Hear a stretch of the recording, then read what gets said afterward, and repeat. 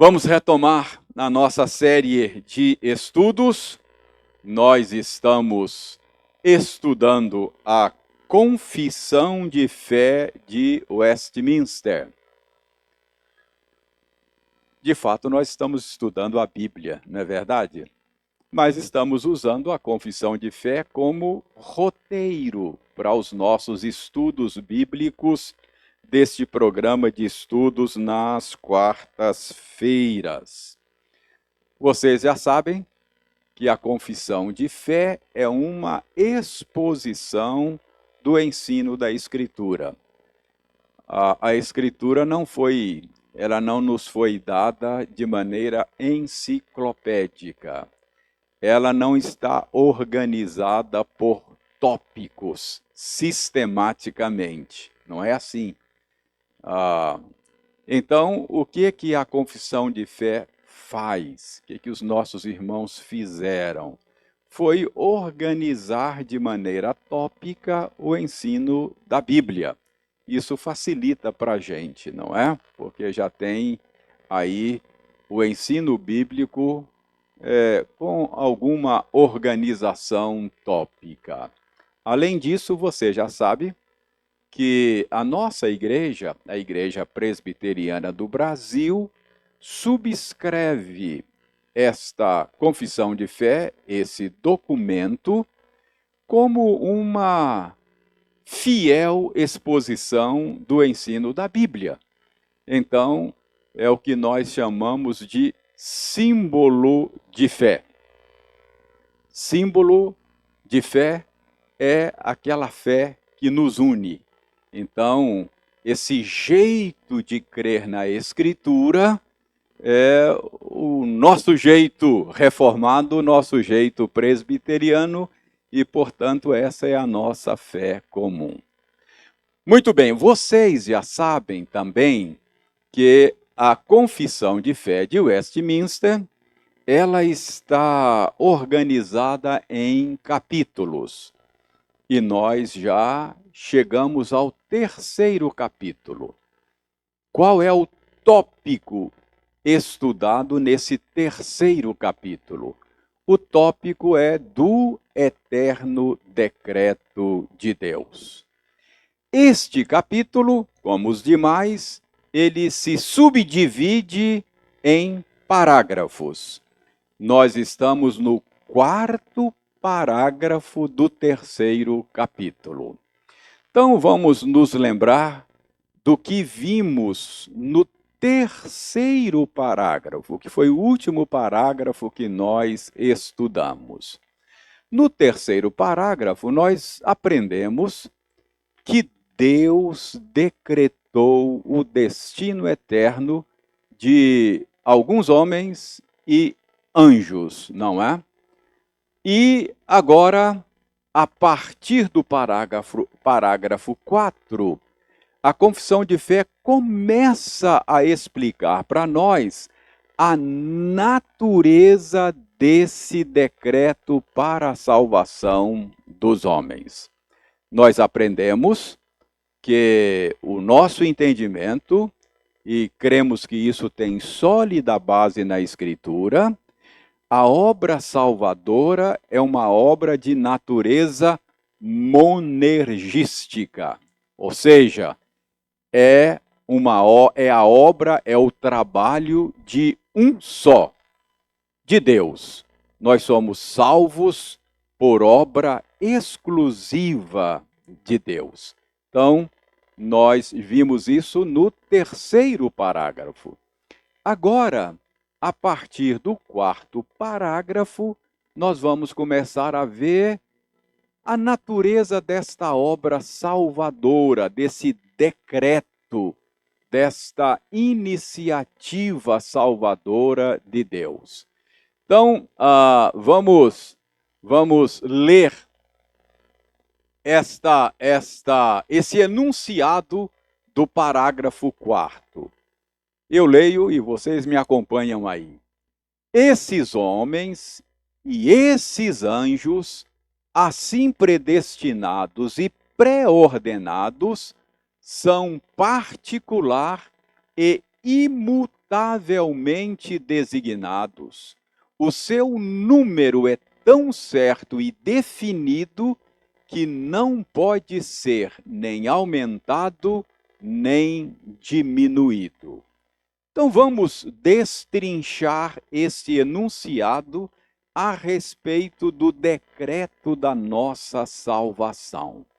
Então, eu quero, em primeiro lugar, grifar particular e definido. Os nossos antepassados, que escreveram esta confissão de fé lá na Inglaterra, no século XVII, eles entenderam à luz da Bíblia, e nós entendemos que eles estão corretos no entendimento deles, que o decreto da salvação nossa, ele tem uma natureza particular e definida. O Senhor Deus, quando decretou a nossa salvação, ele o fez de maneira particular e definida. O que isso significa? Irmãos, isso significa que nós não concordamos com aqueles que entendem que o decreto da nossa salvação é de natureza coletiva, geral, indefinida. Existem cristãos, irmãos nossos, que amam a Cristo, mas que têm um entendimento diferente do nosso nesse ponto. Eles entendem que o decreto da salvação é um propósito assim geral de Deus, que Deus decidiu salvar uma massa coletivamente, um povo, sem particularizações ou definições. Deus não sabe exatamente quais são as pessoas que comporão esse povo. Ele decidiu, assim, salvar de uma maneira genérica, uma massa de pecadores. Esse é o entendimento de alguns irmãos nossos. Eu não sei se vocês já viram essa maneira de elaborar a natureza do decreto da salvação. Recentemente, eu participei de um ofício fúnebre aqui em Ipatinga, muito recentemente. Faleceu uma pessoa ligada a pessoas aqui da igreja, e em função disso, eu estive presente lá no ofício fúnebre. E o pastor, colega, que certamente de outra tradição, não da nossa tradição, estava fazendo o ofício fúnebre e, a certa altura da sua prédica, não é? Ele falou que a Bíblia ensina assim a eleição de Deus, a predestinação. Esse é o ensino, a Escritura fala, não há como negar isso. Mas nós devemos entender que Deus não predestina pessoas particularmente, mas Deus predestinou, Deus decretou a salvação de um povo. Portanto, aí ele fez o apelo dele: se você aceitar a Cristo como seu Salvador, você fará parte deste povo.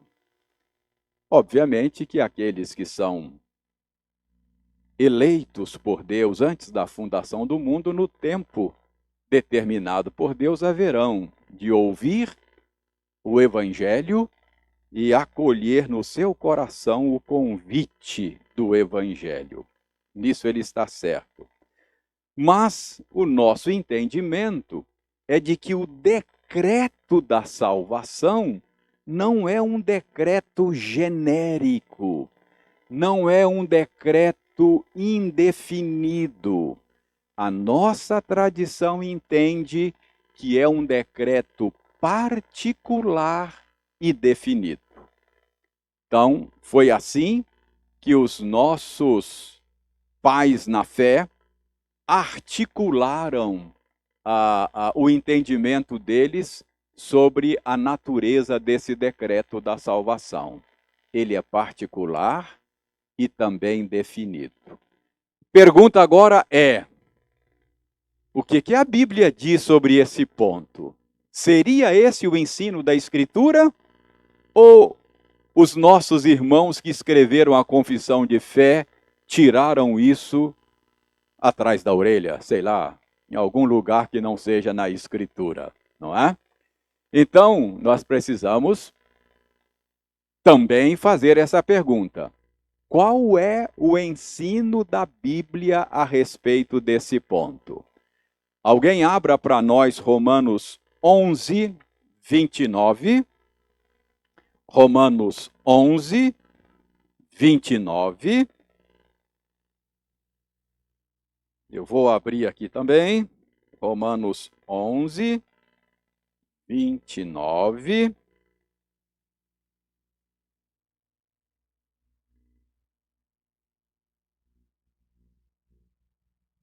Alguém leia para nós Romanos 11, 29.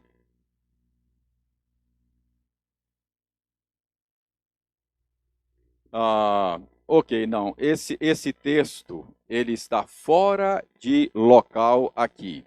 Ele vai nos servir para o outro ponto. Desculpem a nossa falha. Filipenses, capítulo 4, verso 3. Depois a gente volta nesse texto de Romanos.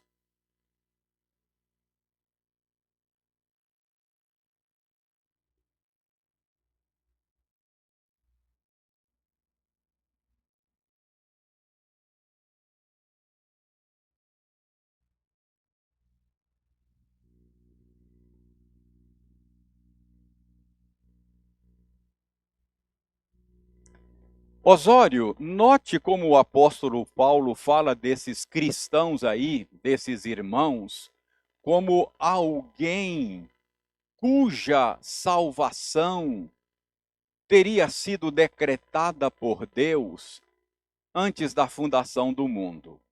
O modo como o apóstolo Paulo fala sugere para nós que esse decreto não é geral, mas é um decreto definido e particular.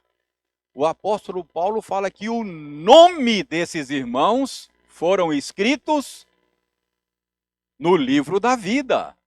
Então não é um decreto genérico. O nome da pessoa. Então é um decreto definido, particular. É uma pessoa em particular, é a salvação de um indivíduo que o Senhor Deus decretou. Tanto é assim que o nome dele foi escrito no livro da vida, hein? Pessoas específicas. Parece que esse é o ensino da Bíblia. Então, não é um decreto geral, não é um decreto genérico, mas é particular, definido. Apocalipse 17, verso 8.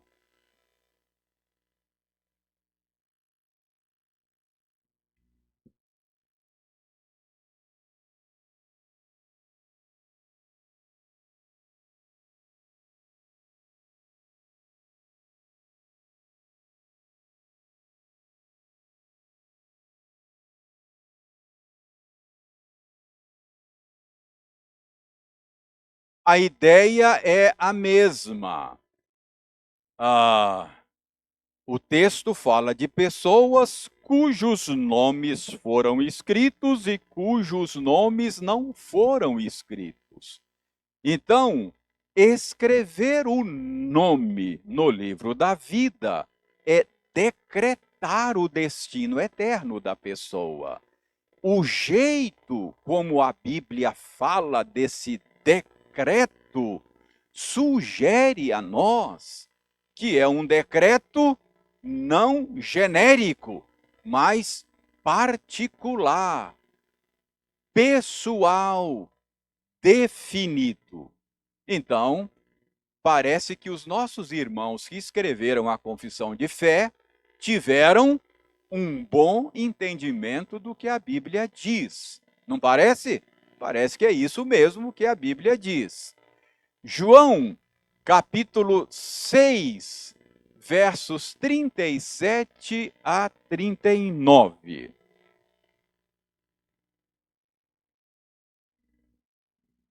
Quem achar, leia para nós. João 6, 37 a 39.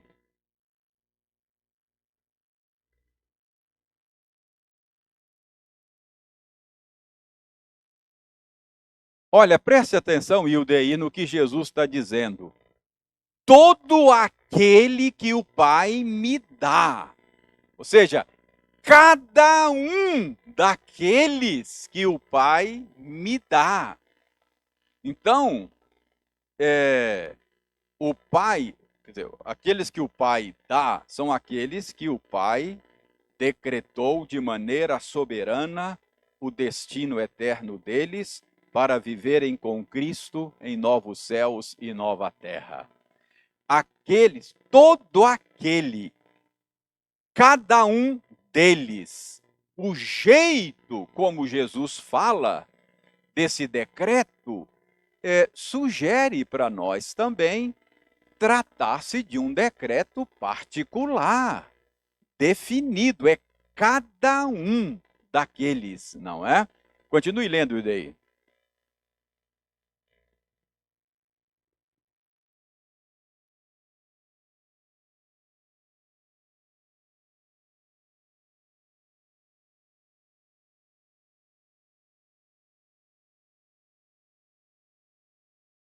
Olha, a vontade daquele que me enviou, disse Jesus, é que eu não perca nem um. Ou seja, cada um daqueles que Deus decretou, eu haverei de redimir. Então, o modo como Jesus fala do decreto de Deus a respeito da salvação do seu povo, deixa para nós claro que a natureza desse decreto não é genérica, mas é um decreto definido e particular. Terminou de ler, Uidei?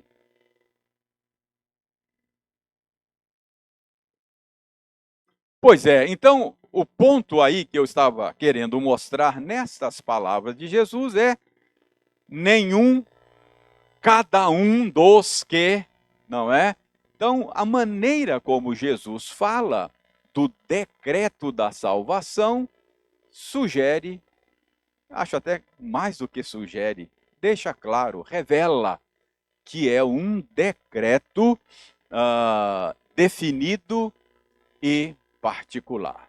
Então, primeiro ponto a respeito da natureza do decreto da nossa salvação é que ele é definido e particular. Quero grifar agora, e pois não, Jurandir? Ah, por favor, fique à vontade.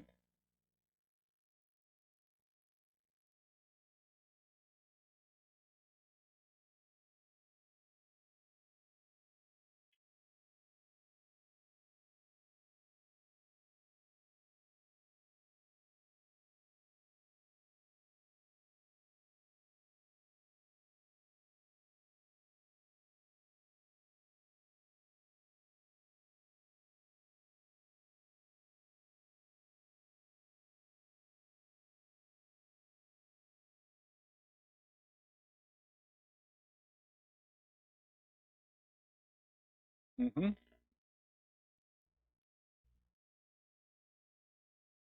Talvez a gente pudesse dizer a mesma coisa, assim, cada um dos que foram, né? Cada um dos que. É isso. Então, a gente não tem dúvidas de que a Bíblia ensina que o Senhor Deus decretou a salvação de um povo, o fez isso antes da fundação do mundo e o fez não de maneira genérica, mas de maneira particular, não é? De maneira definida. Mas os nossos antepassados na fé, os puritanos lá da Inglaterra do século XVII, ao articularem a natureza do decreto da salvação, eles entenderam que o decreto também tem uma natureza imutável e certa. Esses homens e esses anjos, assim predestinados e pré-ordenados, são particular e imutavelmente, grifamos, designados. O seu número é tão certo e definido que não pode ser nem aumentado nem diminuído. Então, a segunda característica desse decreto da salvação, que ele é imutável, ele é certo. Ou seja, como Deus é imutável, como a sua vontade é perfeita, não pode ser mudada nem para melhor nem para pior, porque você não melhora o que já é perfeito, não é? Então, o decreto dele, a vontade dele é imutável. Portanto, a salvação daqueles que Deus desejou salvar é certa. Aquele texto que a Eliane leu deveria estar aqui, nesse ponto, porque é disso que ele fala, não é? Ah, Romanos 11, 29. Agora sim aquele texto faz sentido, porque aquele texto fala da imutabilidade do decreto, da certeza do decreto. Releia, Eliane, por favor. Os dons e a vocação de Deus são irrevogáveis. Então, o decreto de Deus a respeito da salvação de um povo para si, ele é irrevogável. Ele é imutável. Deus não deseja hoje alguma coisa para deixar de desejá-la amanhã. Não é? Se ele desejou isso na eternidade, ele deseja isso hoje e desejará isso eternamente, porque nele não há mudança ou variação. Então, é imutável. É isso que dá certeza a nós de que a nossa salvação será levada a bom termo. Atos 13, 48. Alguém leia para nós, para ver se a Bíblia ensina de fato a imutabilidade, a certeza do decreto da salvação. Ah, foi? Oh, então, obrigado, Jurandir. Leia o versículo 48 de novo, só para refrescar a memória.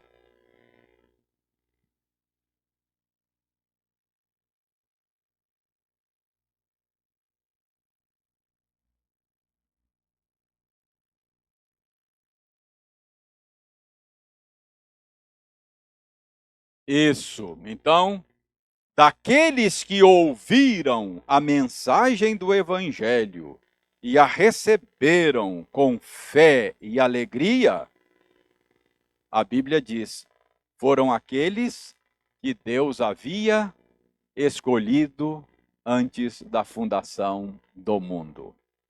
2 Timóteo, capítulo 1, verso 12, é uma outra passagem bíblica que fala da imutabilidade e da certeza desse decreto da salvação.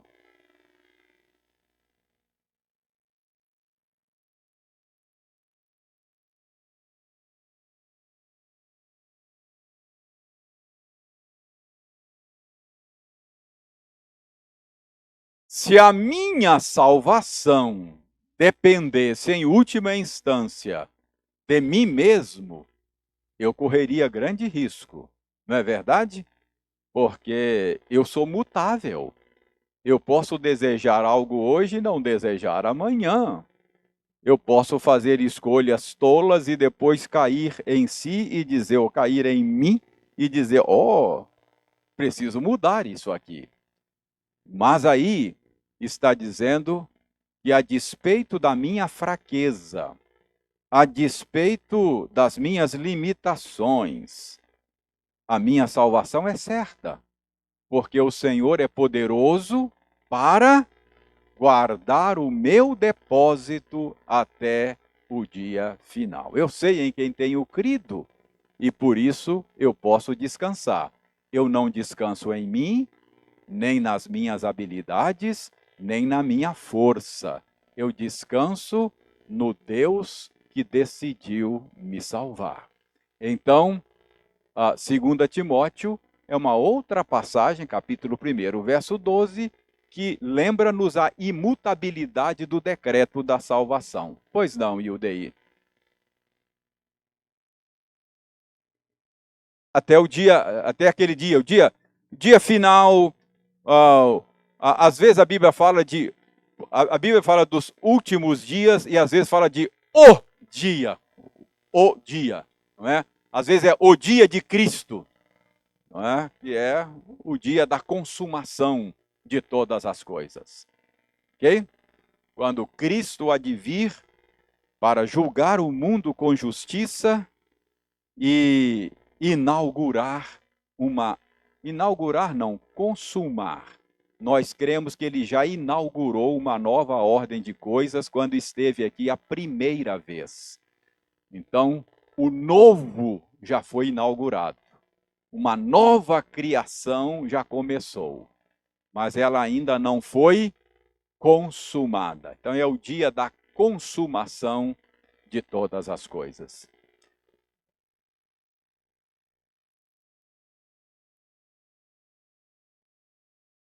Sim, aquele dia. Uhum. É o dia de Cristo, não é?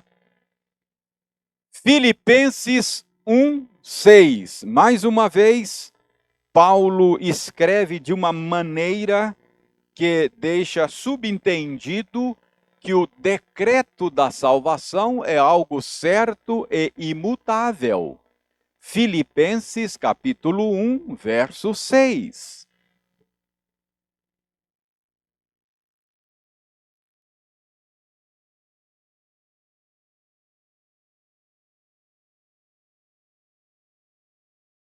Preste atenção, Osório. Paulo fala com uma certeza absoluta. Estou plenamente certo de que aquele que começou boa obra em vós há de completá-la.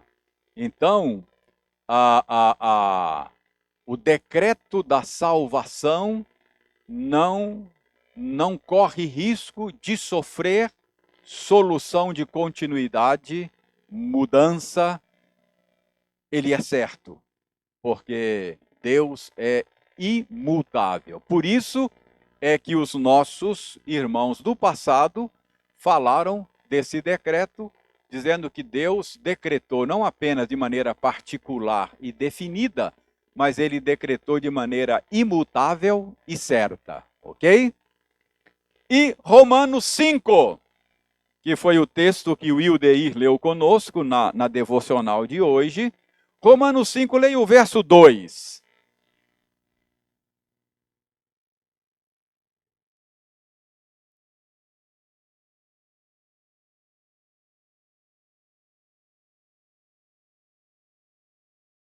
Olha só, Osório, Paulo diz aí que uma vez justificados mediante a fé, nós temos paz com Deus.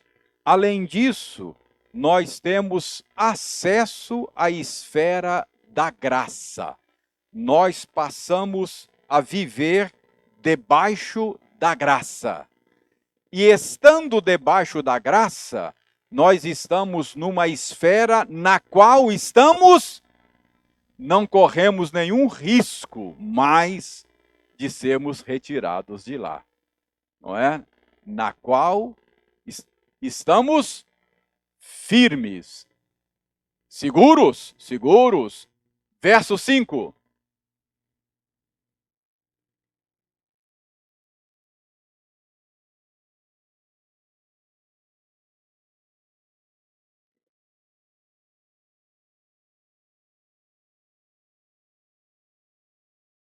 E aí Paulo está dizendo que a esperança do cristão, é sempre bom lembrar que esperança na Bíblia não é, porque no nosso imaginário, esperança é aquela intuição, aquele sentimento de que as coisas vão acabar bem, não é? Então, a gente tem esperança, é um sentimento, uma intuição, é uma coisa assim subjetiva. Mas na Bíblia não. Esperança na Bíblia, a esperança cristã não é um sentimento, uma intuição, é um destino. Nós temos um destino. Nós sabemos para onde vamos. Qual é a nossa esperança? Novos céus e nova terra. Nós somos um povo como o povo de Israel, que era escravo, Israel no Egito e nós no pecado. Deus nos libertou pelo sangue de um cordeiro.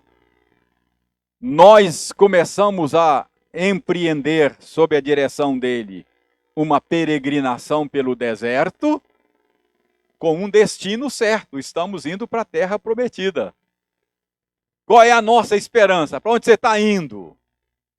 Qual é o seu destino? É a glória. Novos céus e nova terra. Essa é a nossa esperança. Ah, eu tenho um destino, uma coroa imarcessível. Então, eu sei para onde vou. Estou voltando para casa, não é? De onde eu nunca deveria ter saído. Da comunhão íntima com o meu Senhor. Eu estou indo para vê-lo face a face. Estou voltando para casa, como o filho pródigo, não é? Para a casa do pai. Então, essa é a minha esperança. Ok? E aí está dizendo que a nossa esperança não confunde. A ideia é, ela não pode ser frustrada. Não é? Eu não serei decepcionado, não é? Na minha esperança. E aí, nessa passagem, Paulo vai dar algumas razões para isso. A primeira é que o amor de Deus é derramado no nosso coração pelo Espírito Santo. Ou seja, nós temos internamente, de maneira subjetiva, a testificação, o testemunho do Espírito Santo, testemunho interno. Mas, logo na frente aí, depois nós já lemos esse texto, o Ildeir leu conosco, Paulo vai dar outras razões pelas quais a minha esperança não pode ser frustrada. Por quê? Porque Deus já provou o seu amor para comigo, quando ele deu Cristo Jesus para morrer no meu lugar. E Paulo faz um raciocínio aí lógico, não é? Porque Cristo morreu por mim quando eu era inimigo de Deus. Se quando eu era inimigo dele, ele me tratou com tanta graça e misericórdia, dando o seu filho para pagar o preço da minha redenção, e agora? Muito mais agora, essa é a expressão que Paulo usa, muito mais agora que eu estou reconciliado com ele. Então, esta é a certeza de que a minha esperança não será frustrada. Então, como é que os nossos irmãos que escreveram a confissão de fé articularam a natureza do decreto da salvação. Então, eles articularam, dizendo que esse decreto ele é particular e definido, ele é imutável e certo. Ok? E nós vimos que esse jeito de entender o decreto tem sólida base na Escritura. Pois não, Osório? É o Espírito que nos foi outorgado, né? O Espírito Santo habitando em nós é como uma... Paulo, escrevendo aos Efésios, ele diz que isso é um penhor, é uma garantia de que a obra redentora será concluída, não é? Muito bem, meus irmãos. Então, penhor e selo, é verdade. Agora chegamos ao parágrafo 5º. Sobre o parágrafo 4º, tranquilo aí sobre a natureza do decreto? Então vamos ler agora o parágrafo 5º. Nós temos 10 minutinhos ainda do nosso tempo. O parágrafo 5º, ou no parágrafo 5º, a Confissão de Fé de Westminster continua elaborando a natureza do decreto da salvação. Então, eu leio e você acompanha aí. Segundo o seu eterno e imutável propósito, e segundo o santo conselho e beneplácito da sua vontade, Deus, antes que fosse o mundo criado, escolheu em Cristo para a glória eterna os homens, que são predestinados para a vida, para o louvor da sua gloriosa graça. Ele os escolheu de sua mera e livre graça e amor, e não por previsão de fé ou de boas obras e perseverança nelas, ou de qualquer outra coisa na criatura que a isso o movesse como condição ou causa. Aqui nós temos um enunciado mais longo, não é? A respeito da natureza do decreto da nossa salvação. Mas vamos destrinchar esse enunciado, ou pelo menos começar. Talvez hoje a gente não tenha tempo de fazê-lo completamente. Mas está dizendo aí que o decreto da nossa salvação, ele foi elaborado, determinado em Cristo. Diz aí que aqueles aos quais o Senhor escolheu para a redenção, eles foram escolhidos em Cristo. Isso é muito, muito importante. Irmãos, todas as bênçãos da salvação somente podem ser encontradas em Cristo. Fora de Cristo, nós estamos perdidos, irremediavelmente perdidos. É na união com Cristo que somos salvos. Vamos ver isso na Bíblia? Abra Efésios, abra a sua Bíblia na Epístola de Paulo aos Efésios. Capítulo 1. Capítulo 1. O apóstolo Paulo começa a epístola aos Efésios com uma longa doxologia. Ou seja, uma longa expressão de adoração pelo que Deus fez em nosso favor. vai do verso 3 até o verso 14. Só para você ter uma ideia, isso aqui no texto original, Paulo escreveu isso não em português, mas em grego. No grego, do verso 3 até o verso 14, é como se fosse uma única sentença. Não tem pontuação, é como se fosse dito assim num só fôlego. É uma única expressão de adoração a Deus. Então ele começa adorando a Deus com essa longa doxologia. Notem quantas vezes ele vai repetir a expressão em Cristo, ou às vezes nele, ou às vezes no amado. Preste atenção, ele começa no verso 3. Bendito o Deus e Pai de nosso Senhor Jesus Cristo, que nos tem abençoado com toda sorte de bênção espiritual nas regiões celestiais em Cristo. Toda sorte de bênção. Toda sorte de bênção que você pode receber, você receberá em Cristo, não é? Assim como nos escolheu nele, em Cristo, não é? Nós fomos escolhidos nele. Quando? Antes da fundação do mundo, para sermos santos e irrepreensíveis perante ele, e em amor nos predestinou para ele, para a adoção de filhos por meio de Jesus. Eu me torno filho adotivo de Deus, sou inserido na família dele por causa da minha identificação e da minha união com Cristo, não é?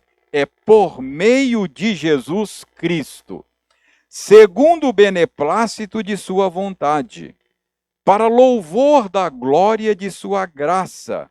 Graça essa que ele nos concedeu gratuitamente, onde? Por meio de quem? No amado. Amado aí é Cristo. Então, essa concessão de graça nos é outorgada em Cristo, não é? No amado, no qual temos, ou seja, no qual, isso é, no amado, de novo, nós temos a redenção. Então, eu tenho redenção em quem? Por meio de quem? Em Cristo. Pelo seu sangue, a remissão dos pecados, segundo a riqueza de sua graça, que Deus derramou abundantemente sobre nós em toda sabedoria e prudência, desvendando-nos o mistério da sua vontade, segundo o seu beneplácito, que propusera em Cristo. Ou seja, Deus desvendou-nos, revelou-nos qual é o seu plano, qual é o sentido da história. Por que é que ele criou o que criou? Por que é que ele redime um povo para si? Ele revela esse mistério, essa vontade dele, esse plano elaborado antes da fundação do mundo. Todo esse plano elaborado gira em torno da pessoa de Cristo, em Cristo. E qual é o plano? O plano é fazer convergir nele, em Cristo, na dispensação da plenitude dos tempos, todas as coisas, tanto as do céu como as da terra. Ou seja, Jesus Cristo é o eixo em torno do qual todas as coisas giram. E se Jesus Cristo, boa tarde, tudo bem com você? E se em Jesus, se a sua vida não estiver girando em torno de Jesus Cristo, ela está girando em órbita errada, porque ele é o centro de todas as coisas, não é? Nele, verso 11, digo, no qual fomos também feitos herança, predestinados segundo o propósito daquele que faz todas as coisas conforme o conselho da sua vontade, a fim de sermos para louvor da sua glória, nós os que de antemão esperamos em Cristo, em quem também, isso é, em Cristo, depois que ouvistes a palavra da verdade, o evangelho da vossa salvação, tendo nele, isto é, tendo em Cristo também crido, fostes selados com o Santo Espírito da promessa, não é? Jurandir lembrou essa metáfora do selo. Tendo crido em Cristo, você foi selado. Esse selo aí não é um selo que a gente conhece hoje de selo postal, do correio. A ideia desse selo aqui é o selo de propriedade. Talvez a figura que mais se assemelha a isso aqui dos nossos dias é aquele ferro de marcar boi. Já viram? É um selo. O sujeito vai lá, compra a boiada, não vai transportar agora, ele já marca lá, não é? O dia que ele vier buscar, ele sabe quais são os dele, qual boi que pertence a ele. Aqui é selo de propriedade. Em Cristo você se torna povo de Deus. Em Cristo você recebe o selo de propriedade divina, não é? O qual, quer dizer, esse selo é o Espírito Santo que vem habitar em nós. O qual, esse Espírito Santo, ele é o penhor da nossa herança. Ou seja, como filhos, você também é herdeiro agora, não é? Aquilo que pertence a Cristo como eterno Filho de Deus, também pertence a você, por causa da sua união com Cristo. E o Espírito Santo é o penhor.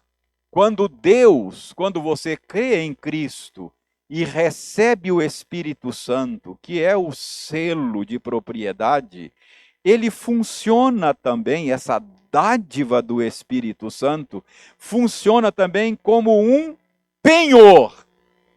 O que é um penhor? Uma garantia, não é? Você está precisando de grana, você vai lá na Caixa Econômica Federal e penhora as suas joias, não é assim? Você pega dinheiro e dá as joias como garantia de que você vai resgatar a sua dívida. Não é assim que funciona? Essa aqui é uma metáfora do mundo comercial da época.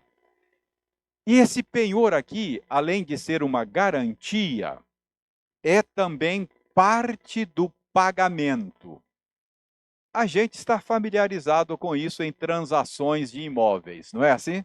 Você vai comprar um imóvel, aí você fecha o negócio, assina lá um contrato de compra e venda e dá um sinal, não é? Dá um sinal. Aquele sinal ali, ela é ao mesmo tempo uma garantia de que você vai honrar sua palavra. Tanto é assim que se você desistir do negócio, você perde aquele dinheiro que você deu, não é? Como sinal, é um penhor.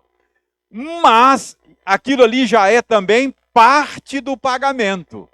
Quando você for passar a escritura, você vai pagar só o que está faltando, não é? É parte do pagamento. Então, quando o Senhor nos dá o seu Espírito, é uma garantia de que Ele vai resgatar a dívida, cumprir a promessa, vai lhe dar toda a herança que a você pertence, por causa da sua união com Cristo, mas ele já é uma antecipação. Quer dizer, você ainda não tem aquela comunhão com o Senhor face a face, não é? É pela fé, mas você já desfruta antecipadamente dessa comunhão com Ele. Ele já está conosco por meio do Espírito Santo. Já anda conosco, nos consola, nos encoraja, nos energiza. Ele está conosco. Mas isso só é parte da bênção. Eu anseio o dia que eu vou vê-lo face a face. Percebe? Então, é isso que... Mas tudo isso só é seu por causa da sua identificação com Jesus. É por isso que Jesus é tudo para a gente. Ele é tudo para a gente, não é? É tudo, porque tudo está nele. E fora dele, não há nenhuma esperança para nós. Então, o decreto da nossa salvação, ele acontece em Cristo. É por isso que ele é o amado da nossa alma. É por isso que Jesus é o grande tesouro do nosso coração.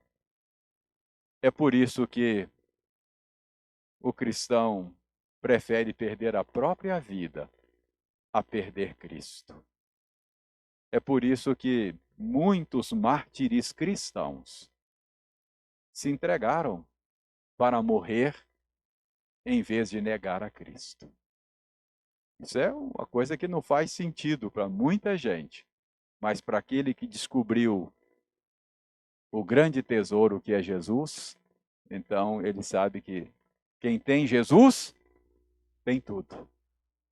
Quem não tem Jesus pode ter tudo que não tem nada. Não é verdade? Fala, Osório.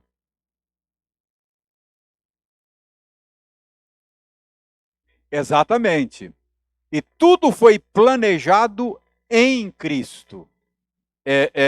Há uma figura, por falar em planejamento, não é? Uma figura que a Bíblia usa muito é a figura da construção civil. Deus fez um projeto da construção de um templo.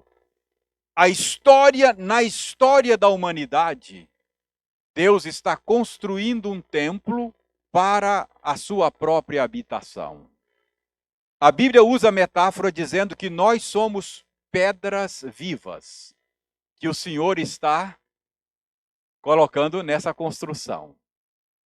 Mas tem uma pedra nessa construção que é a pedra principal. É a pedra angular, não é? A pedra de ângulo.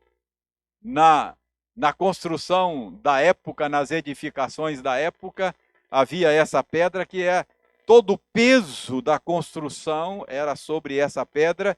Se você tirasse a pedra do ângulo angular, a construção ruía. Então, a Bíblia usa essa linguagem metafórica para dizer que Jesus é a pedra angular, não é? Dessa construção que Deus está executando, ele elaborou, fez o projeto na eternidade e agora está executando o projeto no tempo, na história. Jesus é a pedra angular, não é? Então, quando ele elaborou o projeto na eternidade, ele deu a Jesus o papel principal. Ele deu a Jesus a posição mais importante. Outra metáfora. A igreja é um corpo. Jesus é o cabeça desse corpo, não é? Então, todas as metáforas dão a Jesus o papel de proeminência, de importância maior, porque ele é o como é que eu diria,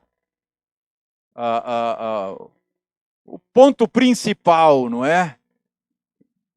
Fim de todas as coisas, o início, o fim, ele é aquele, o fator principal na equação.